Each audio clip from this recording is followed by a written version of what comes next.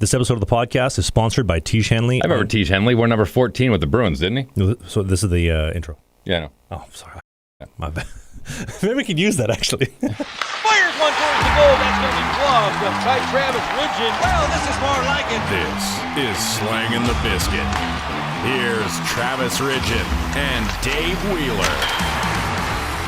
Hello, my name is Cinnamon. I'm 18 years old, and this is my first time on film. Am I an Omegle? I think you're on the wrong podcast. I think I'm on the wrong feed. Hang on a sec here. Where's the magician? Where's the guy that pulls stuff out of his nose? I want to go back to that guy. I got a nose. I don't pull anything out of it, but... Man, oh man. You know what? It's funny. My wife and I give a lot of money to Google, and I want to start using their AI, but I want to use it for things that will truly help my life. Because if that's the idea of what AI is, artificial intelligence, it's like basically to be a digital servant for you, and we've been working towards that for a long time. I'm working on this right now. Normally when I go in to do my morning show, I will spend about half an hour and I will write sports, and I write a very detailed sports report. It's got clips in it. It's usually about 2.5 to 3 minutes long, and I cover as much stuff as I can, and I'm really proud of it. But normally when I would go in and I would have a blank Google document, and I would plug everything in, and then once I was done for the day, I'd delete it, and I'd have a fresh document, and I'd write the next day and write the next day. What I've been doing is I've been saving them over the course of a month. I'm going to plug those into an AI, and I'm going to see if the AI can get used to A, my writing, B, what I like to look for as far as sports, and see if it'll at least generate something for me in the morning where I can just go in, clean it up real quick, grab the clips that I need, and if that could save me half an hour in a day, that would be awesome. One of the biggest missions in my life right now that I'm trying to work on is trying to become better at speaking, to not use the likes and the ums and the stutters, and try to use the cliche. It's so hard to do, right? It's so easy to talk about. I just did it right there. It's so easy to talk about it, but to actually execute it is so difficult. And I've actually we all have crutches, and you know what and the big one is in society right now. And believe me when I tell you, I go through a lot of green digital audio like Neo in the Matrix. I just see waveform after waveform when I'm editing. The one that drives me crazy right now, and almost everyone is guilty of it, is the yeah no. Yeah, no, I think that's a hockey thing. That might be a Canadian thing. Yeah, no. No, not just hockey. I edit a lot of conversation, man. A lot of people, what happens is in the middle of a conversation, they'll kind of throw it back to you and you go, yeah, no, it's, no, yeah, it's, yeah, no. It makes zero. Yeah, no. Which is it? It drives me crazy. But I think you're further emphasizing the point, though, I just did it right there. To be able to speak compendiously and consistently and actually articulate your point properly and professionally is literally a superpower in and of itself. How many people do you know of that? Sometimes we talk like that as well, and it's so painful to listen to when I edit the show, or if you hear somebody in day-to-day life talk like that. But to speak in a professional way that's articulate, man, it's a superpower in and of itself.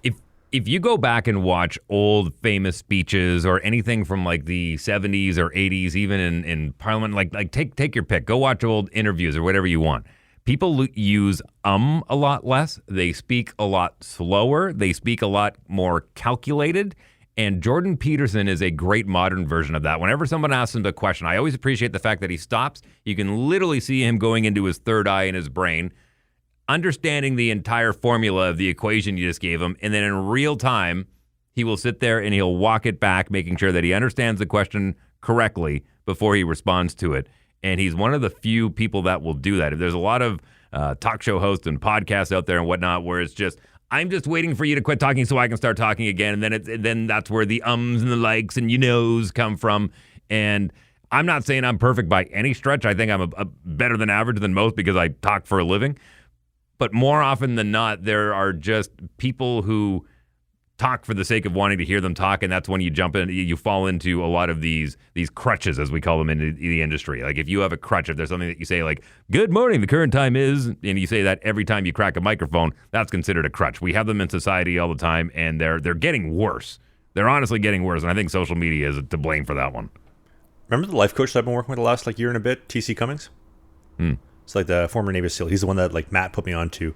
One of the things that he talks a lot about is people live in either a cause or effect manner, right? So if you're at cause, right, you're actually you're living in the moment. You're not high on your own supply with what he calls bogus flash power.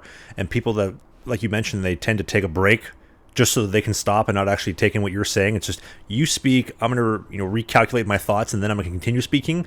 That's in such a subconscious mindset, but to actually be active in it and to be in the driver's seat of it, it's so hard to do. I find myself doing it as well sometimes. And when people start speaking very quickly, I was doing it last week at the end of the episode because I'm so excited to talk about something. It's difficult to stop doing, to like crack the whip on yourself and say, stop that, bad boy, stop that, it's enough. Mm-hmm. Mm-hmm. Well, it's funny. I was in a what we call a jock meeting because the old saying of "you're a disc jockey." We don't use discs anymore, and we don't sit on horses. We're not, but we still call them jock meetings. And we were talking about one of our sponsors, which is Rumors Comedy Club here in Winnipeg in the Tuxedo neighborhood. One of the honestly the best comedy club in all of Canada. Every single comic that comes through has rave reviews. Louis C.K. has mentioned Rumors Comedy Club on late night talk shows. Like, the place is legendary. Just for the record, my mom can't wait to see you perform at Rumors Comedy Club coming up, by the way. Well, that's kind of what I was getting at. So this idea of me getting on stage, and I'm actually going to be working down at Rumors a little bit. They're doing Funniest Person with a Day Job coming up this week, actually, I think it starts, or in the next couple of weeks. And so people come down and they compete and they end up getting a prize and whatnot. So I'm going to be going down and doing some judging, like Simon Cowell style, which I'm really excited about. But I mentioned in the meeting, I said, one of the absolute best exercises I can do as a broadcaster and as a morning show announcer is get up on stage.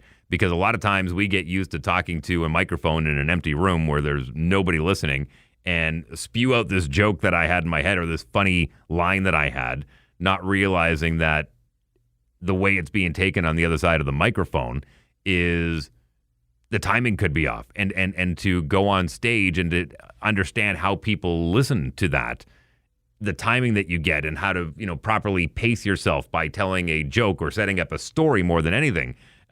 Being on stage and having that immediate reaction is great. And I'm actually trying to talk all of my announcers into doing like an Energy 106 night where we all go up on stage and do 5 to 10 minutes of stand-up. But all these things I'm telling you right now, they can all draw parallels to what you do in hockey.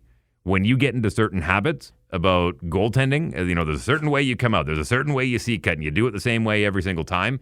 Your brain gets into a habitual form. And if you get into a rut and, you're letting in goals and your confidence is down, something as simple as starting your seat cuts with your other foot, putting on your right glove instead of your left glove first, something that just changes the mindset a little bit can make a huge difference in your gameplay.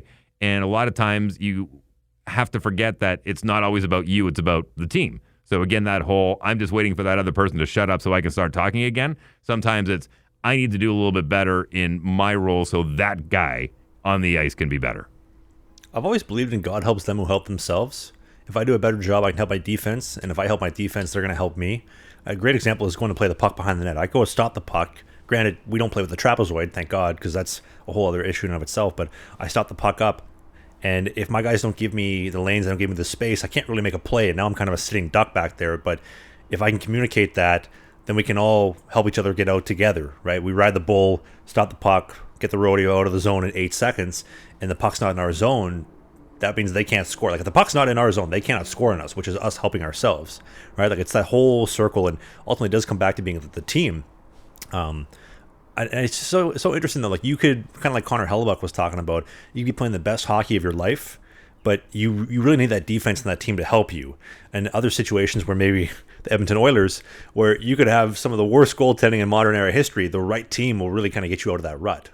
Well, listen, that is a great transition into the Stuart Skinner conversation, because I know we've been hard on this guy. And listen, I'm sure he's a wonderful human being. And when I'm critical of Stuart Skinner, I'm only being critical of his hockey game and the Edmonton Oilers and the fact that they have not been able to find a cornerstone goaltender over the past 20-some-odd years. And so this is not a personal attack on Stuart Skinner, because I'm sure the guy is hearing enough of it from all of the pundits and podcasts and breakdowns of his play. But that goal he let in from Robertson in Game 3... I'm sorry, you've lost your argument as far as like, well, his numbers are, and he got us here and this and that, blah.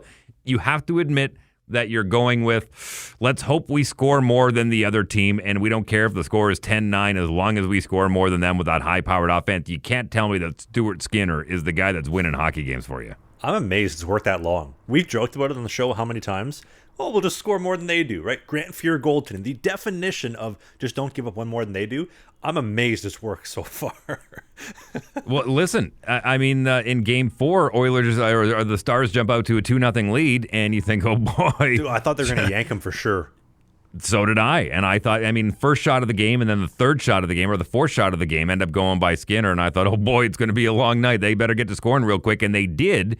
And they did exactly what you said. They just kept the puck out of their zone. And they limited the chances. And that's what you have to do when you have a questionable goaltender, that you can't go, it's okay, we got Helly back there, or we got Bob back there, or take your pick, Samsonov, or not Samsonov, Shesterkin, who name your goaltender. When you've got a guy like Stuart Skinner, you got to make sure that a lot of those shots are from outside. They're not from threatening areas, and he's got a good line on it, or else there's a good chance it could bounce in. Can you imagine that locker room environment, though? Like, you come in between every single period, and the thought process is, like, let's just not put our goalie in a position where he's going to screw us because we know he sucks. You know what I'm talking about, Dave? Well, no, I think once you accept that, your play changes. I mean, it's the old adage of when the backup goes in, the style of play changes for the players on the ice, like the skaters. It absolutely does 100%. And a lot of times you'll see, especially teams midway through the season that are kind of on the bubble or struggling, and it's kind of they're at that point of making the decision, what are we as a hockey team? If the backup goaltender gets a win, he'll run him for 3 or 4 games because he wants to see, what does this team do in front of this goaltender that they're not doing in front of our main guy? It's maybe not said out loud, but believe me when I tell you, that is something that coaches go through, thinking, why are they playing different in front of this guy instead of that guy? Why are the shots different? Analytics. Scott Arniel was talking about analytics recently when he was meeting the press after he got announced as the Winnipeg Jets head coach, which I want to talk about in a little bit. But he talked about how analytics are getting like very close to baseball. I don't think he mentioned baseball, but he said analytics are invading the game as far as ice time. Even broadcasts are running the amount of ice time that each guy is playing, how long this shift was. Analytics are a big thing. Baseball's been on it for a very long time. If you watch the old movie about Billy Bean with the Oakland Athletics and them playing Moneyball, where Jonah Hill played the idea of like, he gets on base. You watch hockey, they're going to start looking at statistically and analytically where does this team play better in front of what goaltender and why. They will break it down and they will figure it out. Have your boys ever played competitive hockey, like actual, like minor pro, or not minor pro? Geez, sorry, they're 12. Which is the mindset of a lot of parents. Have they ever played like actual organized hockey? My kids? No. God, no. Okay. How many times have you heard of, because I've experienced this lots, you'll hear parents specifically of the goaltender say, well, it's not fair. They play different in front of Johnny than they do in front of my kid. But there's a reason behind that, right? There's the energy behind each goaltender. I have a different energy than our starter. I have a different energy than the guy that was here last season. And the players feed off that. If somebody's playing the puck actively behind the net, that could be an attribute of, hey, like, we're getting the puck out of the zone.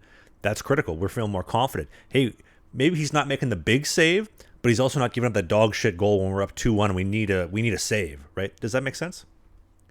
Yeah, absolutely. I think it kind of reinforces what I said, and kind of even gives you more of a background that mentality is almost subconsciously driven into the psyche of the player at a very young age. And it's completely subconscious. Like, oh, that guy's in net, and they adjust their play accordingly.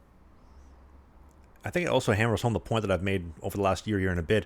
When you're not the guy, it's so important to be that great team player, because the guys will see that and endear themselves and say, wow, Ridge is a real good team player. He's doing everything for us off the ice, even though we know he wants to play. He wants to be in the net, but he's not getting it, but he's still working hard for us. So let's work even harder for him, as opposed to, here's this guy who's a dirtbag. He's selfish. He doesn't do the team workouts. He doesn't really add anything else to the rest of the guys, right? God helps them who help themselves. We're not a real team environment, and the guys don't want to play for them as much. It's such an interesting dynamic. Like, it's so important for that.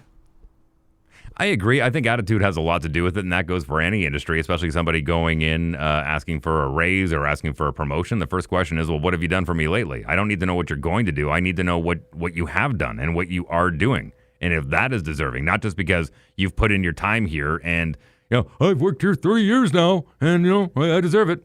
What have you done outside of what I hired you for? You know what I mean? And I'm not saying that, the CEO or the manager is right every single time, but more often than not, that's what the protocol is. What have you done for me lately? What have you done to go above and beyond to deserve A, a promotion, or B, a raise? And it's the same way for hockey. Like, are you out early in practice? Are you staying late after practice? Are you picking up pucks? Are you smiling in the locker room? Are you keeping things light? Are you doing all the little things? I don't think management notices that type of stuff. They do. I don't think so. I really don't think so. I think the players notice it because the players are always there. If we're having morning skate, I'll use this as an example. So we're traveling, let's say, to Binghamton or to Wytheville, and our bus gets there at 9 a.m. We're on for morning skate at 10:30, 45-minute skate. Nobody wants to pick up pucks. I could be the guy picking up pucks, and I always try to make it a point to help, maybe not pick up all the pucks, but I want to make sure that I'm physically there. You can see my face. I'm helping pick up pucks. The coaches and the management are off the ice. They don't care about that type of stuff. It's the players that see that, and I'm doing that to endear myself to my teammates so they're going to help me when I get in net. I really don't think management give a shit about that. They never notice that type of stuff, at least in the minor pro level. You'd be surprised. I know there's a couple of coaches and managers out there that watch this show. Throw your name down in the comments under an alias or whatever. And believe me, when it comes down to this guy versus this guy, and each coach or manager is making a case for why they should keep each player, a lot of times that little stuff ends up coming up. Well, this guy, he's at practice, he's the first guy at the rink, he's the last guy to leave, he does all the little things. Like we need a guy like that, because if we don't have a guy like that, who's going to pick up the slack? That is a valid argument for why one guy may win out over another one if they're at the same kind of skill level. I think the only exception is that story I told a couple weeks ago in one of the FPHL teams I played for, where the team chef, her son was on the team, and then when we gassed him, we lost the team chef. That's one of those things where we really don't want to release that guy. We got no team meals. Now, like, what are we going to have? Soggy subs? Exactly. Totally. Like, again, that's a good argument. It's like, well, if we don't, then what are we going to do on this end? What's going to make life easier overall? Sometimes it's not always about the product on the ice. Sometimes it's about the culture that you're breeding in the entire building. I think the culture went downhill after that, because we loved those meals. I love those meals that she was making. She made, I told you this before, Dave, the best triple thick brownies, the best roast chicken dinner. Like, she was an amazing cook. And then we had to switch over to like Bucky's gas station subs. And hey, shout out Bucky's gas station. I love the pulled short rib sandwich. It's fantastic on the bus at 2 a.m. But her meals, team meals, were outstanding. Bucky's gas station does not compete. Listen, there's nothing like a good gas station meal. I actually, once upon a time... Can I make one little point here? I'm curious how the comment section thinks about this. So for this one team specifically, this was a huge kerfuffle in the locker room that I was a part of this. So we had it out. We were driving back home from a road trip, 2, 3 in the morning. We stopped at Bucky's gas station to pick up some subs and treats, right? Like just refuel. Everybody came in, right? The vets go first, obviously. The rooks go last. But I'm a big boy, right? I'm 6'5", 240 this moment in time. I'm going to eat more than the guy who's 5'8", 140 pounds. Fair? Sure. Let's go with it. We had a huge argument about you should only be allowed to eat so much. Now, granted, I didn't play that night. However, the guy that's going to be bigger, like the big boys, because we had a couple of big boys, like guys that are 6'5", 6'6", 6'4 on the team, they're going to eat more, so we should be understanding if they need more calories in, so we need to give them more food. You're smaller, therefore you don't need to eat as much. What do you think about that? Nah, not a big fan of that. People burn calories in different ways. I implore you to go check out a YouTube channel called Beard Meets Food, and this guy is maybe all of 5'9", skinny little Englishman with a big beard, and I've seen him pound down meals that would take a platoon of people to put down. So we all burn calories. Listen, if you hungry, you hungry. If you're going to eat, you're going to eat. I don't think it comes down to size. I think a lot of times it comes down to how many calories are you burning. That's fair. I like to eat. Anyway, you think I'm wrong, by the way? Do you think I'm in the wrong? Comment section. That's what it's there for.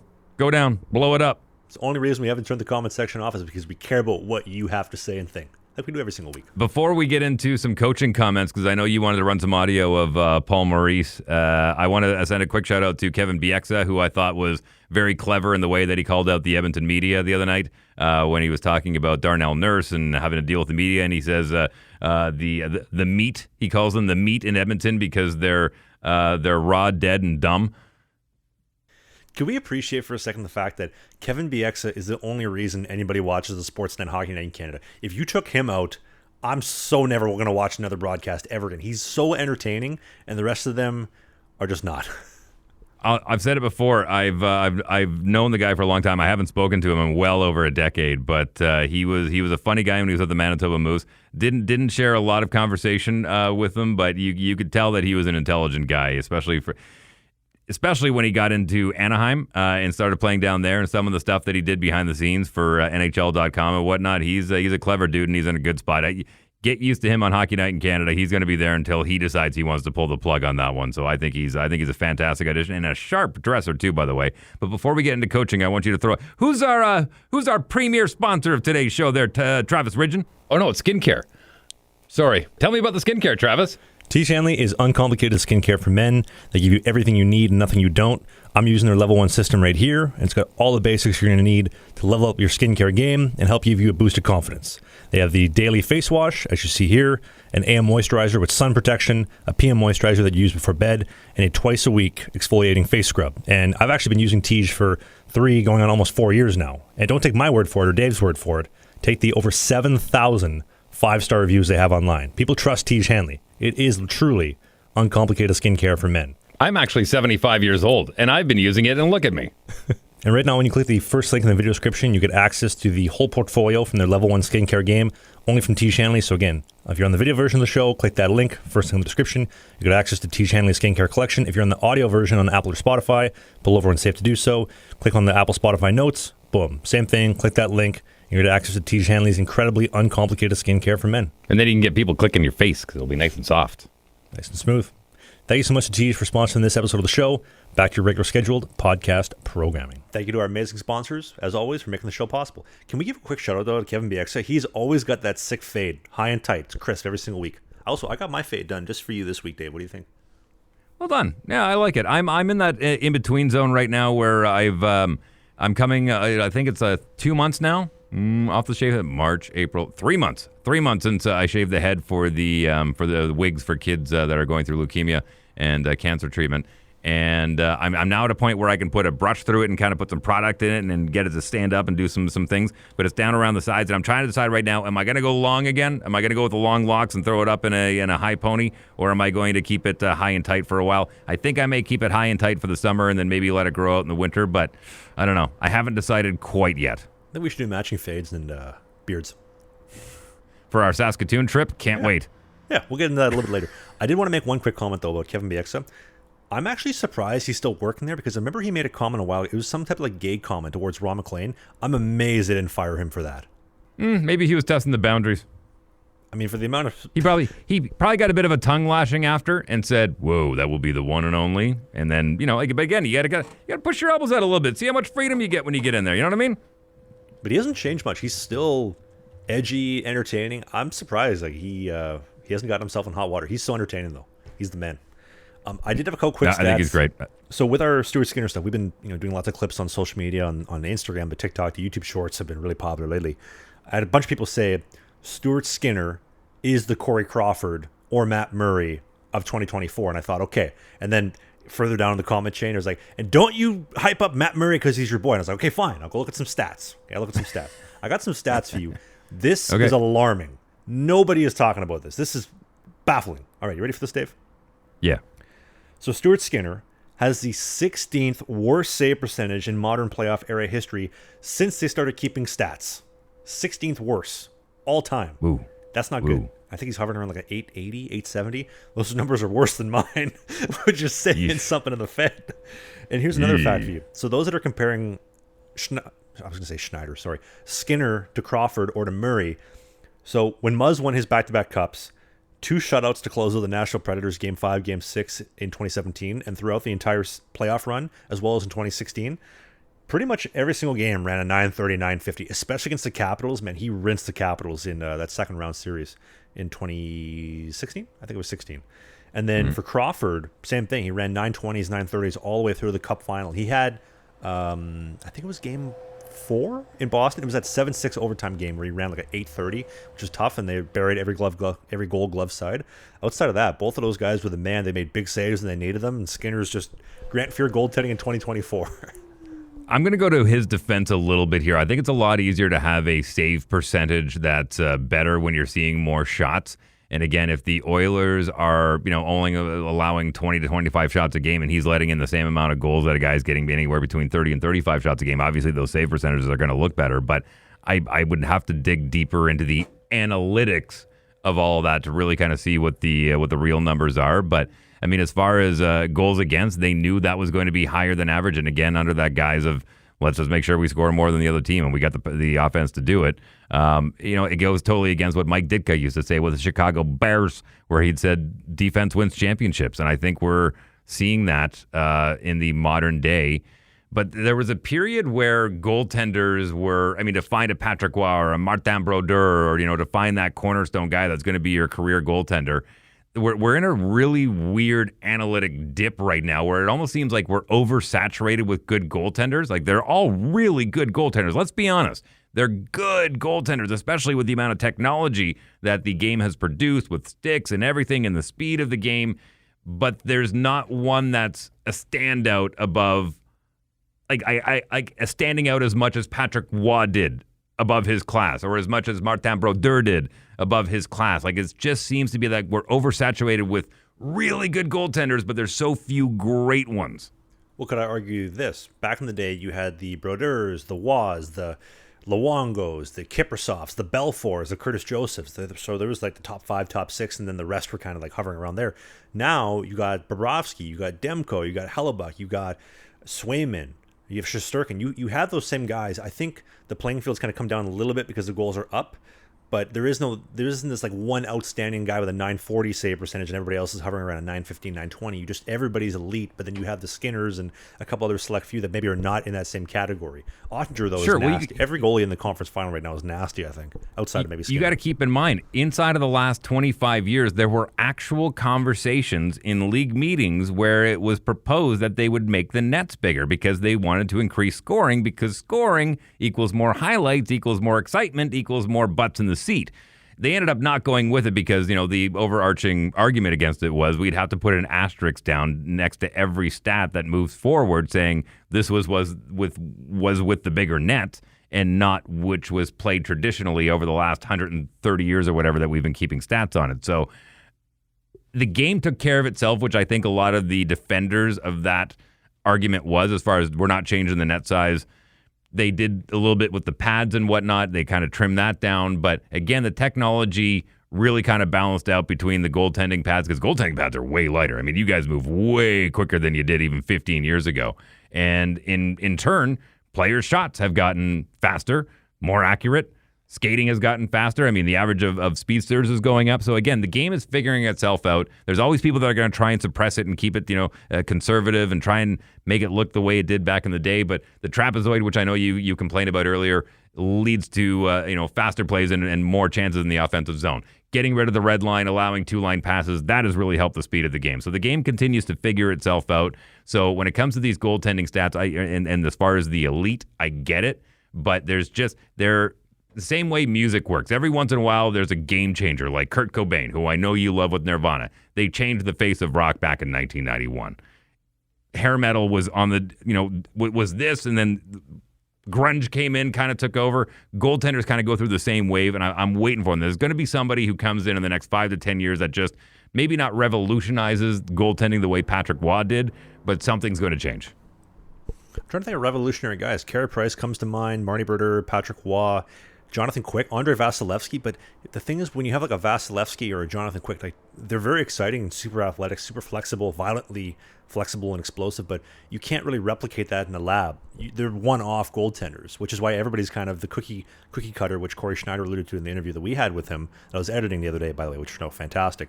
But you have so many guys that are similar, the Swaymans, the Hellebucks. Everybody's very similar because it's consistent and it works. Right? If you asked everybody to play like Dominik Hasek knew what he was doing. Whether people want to agree or not, he knew why he was diving. He knew which direction he was diving. There's things that even I can't understand, but he knew what he was doing because he did it so well, so consistently for so long. They called him the Dominator because he dominated the game, doing what we don't know what he was doing, but he just did it so well. Right? 2 cups as well. Like, Dom was great. He was a game changer, but. Yeah, I don't know. There's only been a handful of goaltenders who have tried to replicate his helmet style. Man, was that it was so old school and unique at the same time. And just while every other goaltender was getting these fancy paint jobs and, the cat eyes on the cage and everything, there was a Dominator just wearing a good old-fashioned CCM in a player's cage from minor hockey, and he got it done. That's a guy that just doesn't care what you think. I think you should look the part, right? Like, you should look sweet buckets, sweet pads, sweet sticks, sweet style. You should look the part, look like the real deal, look like the man. And there's Dominik Hasek or even like Rick DiPietro or Tim Thomas that just did not give a flying and just did whatever they wanted. They didn't care. They were trendsetters, said, I'm just going to go to my own beat and my own drum. It's a superpower when you can have enough recognition into yourself to be comfortable with not, as you said, giving a crap about what other people think about how you get the job done. As long as you're happy with getting the job done and that's all you care about, man, that makes a huge difference. That is such a psychological edge. It's so interesting, though. So this is something I've been working on the last year and a bit. I don't know if you can maybe pick up on this or not, Dave, but I've really tried to curate my circle because I want to be very mindful of whose opinion I actually care about, right? You're somebody that I care about because I generally do believe that you are smarter than me in a lot of areas, and I could pick up some of that knowledge and that experience and better myself, right? Matt is somebody who, I look up to Matt as, even though he's less than 2 years older than me, but Matt is the man. The other 3 to 4 people in my life. He's had a lot of life experience, so that makes sense. Well, he's been successful in so many aspects. And then even when you take the hockey side away from things, and this is, I think, where a lot of people don't understand my not infatuation, just the way that I look up to him and the way that I see him, because I've seen a side of him that people wouldn't get to see. Matt Murray is the man. The way he thinks, the way that he lives his life. I haven't talked to him in a little bit, so I should probably send him a text after we're done the show just to catch up. But he is somebody that I aspire to be like because he's been so successful and he just doesn't care what other people think. And his famous saying that is just stuck in my mind like a piece of gum on the bottom of a desk in high school: those that mind don't matter, and those that don't matter mind. So who cares, right? Tim Thomas, Rick DiPietro, Dominik Hasek did not care. They don't give a flying you know what. And Matt's another one of those guys where I'm so excited to do that interview with him this summer. I know you're not going to be able to be a part of it because we're going to be in Muskoka at his cabin doing that interview, but I'm so excited to share that side of things, and I hope that it opens up some doors for you and I to do other interviews with other NHL goalies and NHL players in the future where they say, wow, that's a really cool side of Matt Murray I never got to see. Maybe Dave and Trav can open that up for other people as well. Yeah, no, I'm looking forward to it. I am more than happy to facilitate those interviews. I love getting into the mind and really kind of getting... Sean Evans is a really good example of being able to cut through the clutter and not do your stereotypical late-night talk show interview and really kind of not necessarily peel back the curtain and find out the real deep stuff, but finding out things that people didn't know about whoever he's sitting across from eating hot chicken wings. And that's a really cool moment, and I hope that we can provide that and not just give these stock questions that they're used to hearing all the time from the usual sports media, which I'm not trashing in this situation, but just being able to be an adjacent option to talk a little bit more about things that you maybe want to talk about or you don't get an opportunity to talk about as much because you have such a short window with a lot of these. And I will say that the NHL is is encouraging a lot of teams to make sure that they have a lot of audio video here in Winnipeg. We've got some great people that work with the Winnipeg Jets organization who do a lot of extra content and a lot of these stuff where they're got them sitting down pick the worst team to travel to, pick the worst hotel, pick the best team logo, try and draw your team logo. They're doing some really fun stuff, but I think this could be a long form conversation for a lot of guys. Like when you had what's his name on the guy who was afraid of bears, Brizgalov. Great interview, a lot of fun. And I think they appreciate that too. So yeah, again, I'm more than happy to do those interviews, and I love getting the insight from you being a goaltender as well. Before we get into why I love and hate the hiring of the Winnipeg Jets of Scott Arniel, let's get another sponsor mention in, shall we? Team at Manscaped.com, the one and only, the Beard Hedger Lawnmower, the Lawnmower 5.0, the Beard Hedger. You're gonna want these, and I'll tell you why. So my beard always faded every single week, freshening up with the Beard Hedger. It's got 20 different lengths, 90-minute battery life, water resistant as well. It is the real deal. Lawnmower to all your below the belt grooming needs for date night. Get it sharpened up. Actually, they have this new clip, this new attachment that they haven't had in years past. It makes it even smoother than it was before, and I'm just so happy with my Lawnmower 4. And right now, go to the link in the video description, click on that link, use the code BISKIT, BIZKIT. You're going to get 20% off and free shipping. Same with the Lawnmower and the Beard Hedger. You can get their whole Manscaped collection only with the code BISKIT69, BISKIT, BIZKIT, for 20% off and free shipping. I want to make one comment, though. I love that it has a flashlight. I love that it has a flashlight. Man, if you're shaving on a bus at 2 a.m. on a road trip, it comes in real handy. You'll be thankful that you. What is this, jackass? Are we getting tattoos on Jeeps too? What are you shaving on a bus for? Man, one of the greatest stunts they ever did was the remember the Poo Cocktail Supreme? They had the portable outhouse, and they filled it up all the way to the top. They had Steve-O in there, and they bungee corded it on a crane 200 feet in the air and just shook it up. Scott Arniel, who is a former Winnipeg Jet, former Manitoba Moose, former coach of the Manitoba Moose, former assistant coach of the Winnipeg Jets, and now head coach of the Winnipeg Jets. I love it because I think he is a great coach. Going back to the whole "what have you done for me lately?" He filled in for Bones, and Bones had to take some time off early in the new year because his wife was ill. I thought he did a great job stepping in. He's got a lot of respect in the locker room. He's very knowledgeable about hockey. Remember that chick that went to the Dallas Stars game that was always like sitting or standing right behind Rick Bowness, and she had like the jugs out? Remember that one? She was like a IG model. Yeah, of course. Remember that? Okay, yep. I just wanted to point that out real quick. Yeah, actually, we mentioned her on the show, and her dad called. He was quite upset. We should have a call-in line for people like that. Yeah. Well, we can set up a voicemail on the show if you like. I'd be more than happy to field a segment like that. I love getting feedback, especially live feedback. But the reason why I don't like it is the Winnipeg Jets have done this ever since they came back into the league, where they try and sign local players. They try and, bring local people into the organization. And I can understand that this is it feels like a community team because we're a smaller market. We got a small barn. I get all that. But to me, it's always been about who is the best person for the job. I'm not saying I don't think Scott Arniel wasn't the best person for the job in this situation because of the familiarity and everything. I think that's going to play into it. But it's just, I feel like it's been a trend where, well, do we have an option of a local guy? Well, let's go with a local guy. Because it hasn't really served us well by getting deep into the playoffs yet. Prove me wrong. And I'm cheering for Scott Arniel. I think he's a wonderful human being on and off the ice, like away from the game and in the game. I've had some pleasant conversations with him over the years, so I wish him nothing but luck. And I pray he's the right guy. I really do. But I've never liked the whole, again, going back to the argument of, if we have two people, like if we have an option of maybe a little better coach, let's go with a local guy instead. I just don't know if that is going to serve well long-term, and it has been a long-term thing ever since the Jets came back. You think Paul Maurice is the best coach the Jets have ever had? Yes, and evidence of that is when he showed that he was smart enough to walk away from the team. Yeah, that's amazing. The fact that he did not get canned. He said, I'm out. See ya. Well, they wouldn't have canned him. I don't think they would have canned him.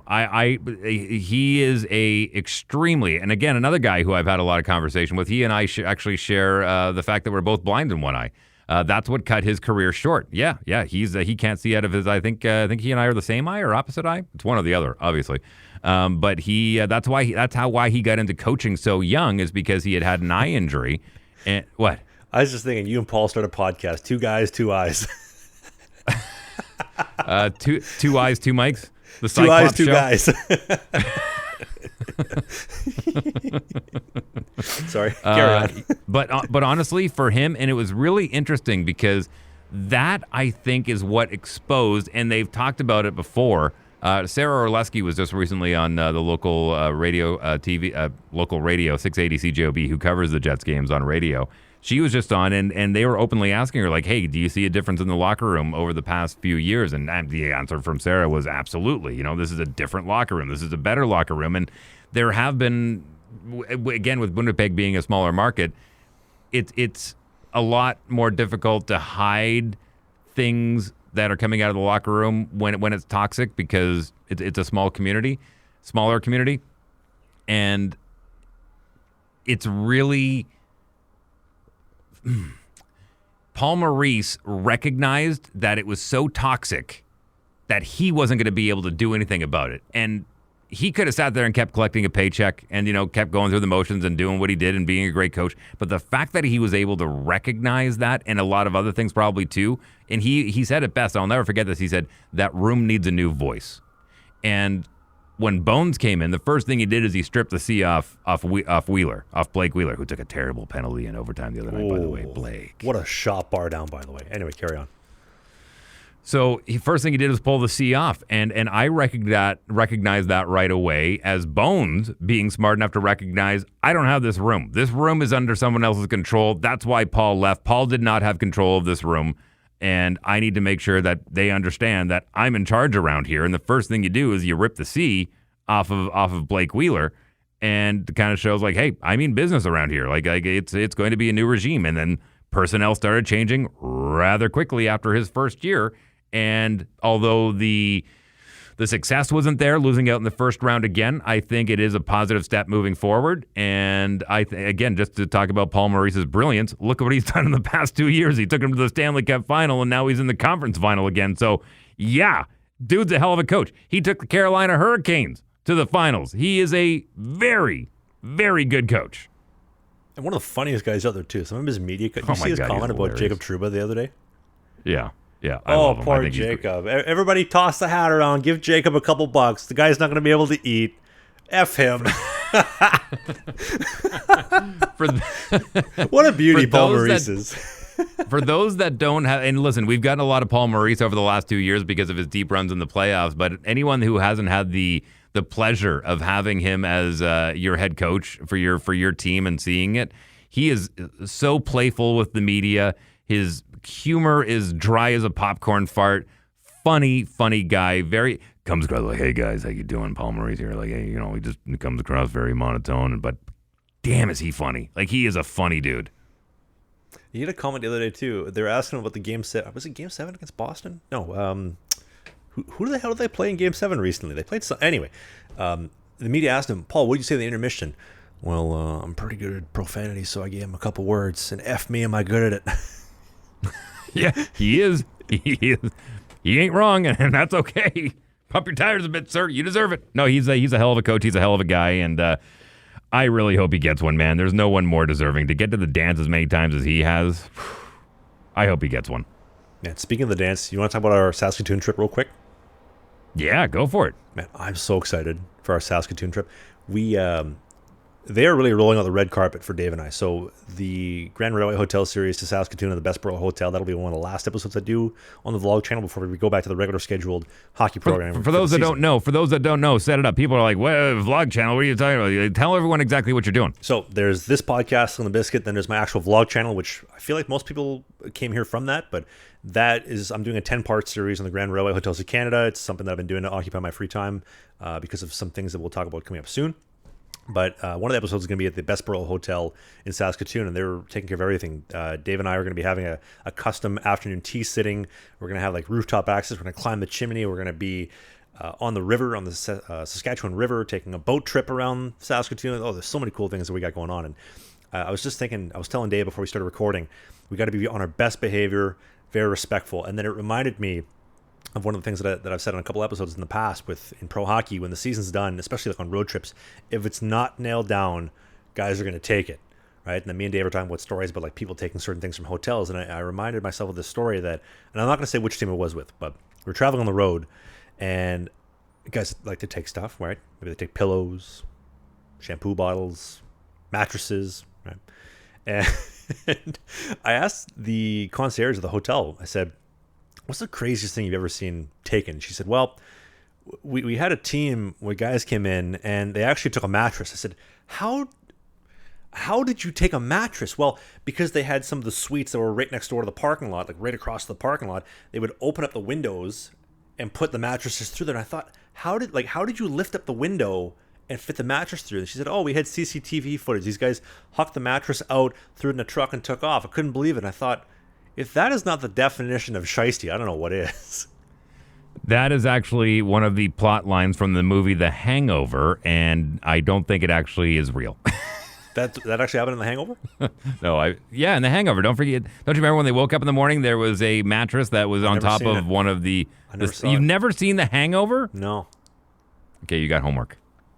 Listen, you want a quotable movie? I know you love quoting movies. Go watch The Hangover. And it's got Mike Tyson in it, too. My chick was giving me shit last night. She's like trying to put a movie on. She's like, have you seen this? No. You seen this? No. You seen this? No. It's like, do you watch movies? No, I don't have any subscription services. I work. I do this podcast. I work on hockey stuff. I'm always doing stuff. I don't have time for streaming services. You got a YouTube subscription. They throw some movies up there. Yeah, clips every now and then. I need some new stuff on my YouTube feed. I got the same stuff recommended to me all the time. I need to get out of the political space, but... By the way, there's a rumor floating around right now. I don't think it's going to happen, but Ryan Garcia, I don't know if you've seen him before. He's been okay. So there's a rumor floating around that he may go in and fight Jake Paul if Mike Tyson is unable to do it because he had a bit of a health scare midway through a flight into Los Angeles where he had an ulcer and paramedics had to tend to him, and they're like, yeah, well, that's old guy stuff. And so media is jumping out saying, if he's unable to fight because of medical conditions, Ryan Garcia may jump in and fight. And I'm thinking to myself, if Ryan Garcia, an actual ranked boxer, guy who's dummied a few guys, and then listen, I know he said some weird stuff online. I know he's a little bit out there, but if he jumps into the ring with Jake Paul, I'd be okay with that. I would love to see him turn Jake Paul in. It would be a different kind of beating than the one that Mike Tyson is going to lay on him, but it's still a beating that I would like to see. Not enough to the point where we're going to buy the pay-per-view, but we will definitely stream it for free What illegally. do you mean buy the pay-per-view? It's free on Netflix. Is it? Well, you got to pay for Yeah. the Netflix, though. Oh, but you have Netflix. I don't have Netflix. I have Netflix. I have kids. Of course I have Netflix. Just pass me the password. Let's watch it together. No, we're not allowed to password share anymore. No, I wish. Honestly, I did that with my brother for a while, and as soon as they cracked down on that, it was gone. Out. Legal streaming it is, then. Probably, yep.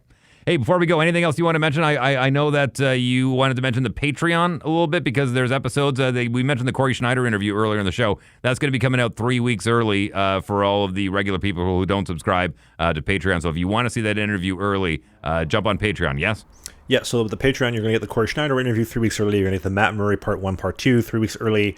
The reaction video should go up a little bit earlier. Side note, though, if you're on the Apple Spotify version, I don't think we're going to put the reaction videos on there. It's just going to be like a YouTube exclusive. I think that's cool. That's fair. But if you want to join the Patreon page, $5 a month, get the trading cards, exclusive deleted episodes, behind-the-scenes content, all that great stuff. And shout out to also Justin Halbersman. He's a Patreon member. A little bit of a hospital scare, but he's still listening to the show in the hospital. So shout out to you, buddy. Hope you're well. I did want to make one comment here. So about like the future of my hockey and stuff coming up here. I've always been fueled by achievement. This is something that I've talked about before, and I know Dave's kind of the same mindset. Right? I was sitting in a dentist chair today. I was getting my teeth cleaned, and I'm sitting there for an hour thinking, "My God, this is awful. I'm not achieving anything." Like, yeah, he's cleaning my teeth, but I'm not actually getting stuff done. And I've always loved the pursuit in the summertime, going to workouts, going to skate, trying to get better, especially during the season, going to morning skate, goalie sessions, trying to get better for games, and that's something that's always fueled me. It does leave some questions for myself personally. What am I going to do after, like, when retirement does come? Because I have to be doing stuff. I can't just like sitting around. It's not very good for me. Like just sitting in here, I got to be out mobile on the go. So I'm very excited to start skating again, coming up soon. Again, we'll touch on some stuff probably end of August, beginning of September, and actually start documenting that and also helping people too along with the journey. I really want to help do some videos on like my mobility and how I've really kind of like changed my physical elements to my game. It'll all make sense coming up in the very near future, but I think achievement is a huge thing that a lot of dudes should strive towards in hockey, in business, in podcasting, all that stuff. Have a goal, go towards it, keep working, and just get her done, as they say in Selkirk, Manitoba. Great way to wrap, my man. Great way to wrap. Like that? You feel like, I like busting through a burning building right now? No, I feel inspired now. I was planning on going home and going to bed, but now I got to do something. Got to do some shit. Go for a run. Start a new podcast. Maybe do a vlog. Run. I see people running by my front window all the time, and I think to myself, I always wait. I'm like, there's nobody chasing you. What are you running from? Man, quick side story. Run for fun?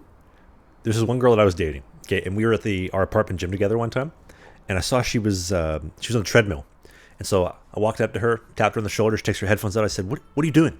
She's like, "I'm on the treadmill." I was like, "What are you doing? Practicing run away from me? Get off the treadmill." Did it work? Nope, she stayed on the treadmill. Well deserved. Hey, I want to send a shout out to my co-host Tyler Carr and Jasmine Lane, as we had a really good, what we like to call a radio report card this past week, which means our ratings were through the roof once again. So big shout out to my co-host. Shout out to you. I love doing this show. I mentioned off the top of the show what a great exercise it is doing stand-up comedy for the sake of announcing. Doing long-form talks like this as well is a great exercise for me. Speaking of treadmills, it's a great exercise for me to come on and do a marathon-style topic and do a podcast like this. So I appreciate you. I appreciate doing this, and I always look forward to it. Hey, when I retire from hockey, do you think they'd ever hire me for $20 a day doing weather? I know we talked about it before. Have you ever run that by the boss? No. No? All right. Well. No. Tell you what, you can come to my dog training sessions and you can be the meat they chew on. Oh, God. Like bitten in the balls? Can we say balls on YouTube? Balls. That's what they're called. Or you can call them D's. They have double D's. Or Bofa. Thanks for listening to the show. We're canceled next week, so we'll hopefully see you soon. Catch us on Rumble. We'll be there eventually. Oh, man, we should put the show up on Rumble, I think. Anyway, Yeah, new we episodes every single Sunday. It'll probably go up on Rumble at some point in the near future. Thanks for listening, and Dave and I will see you next week.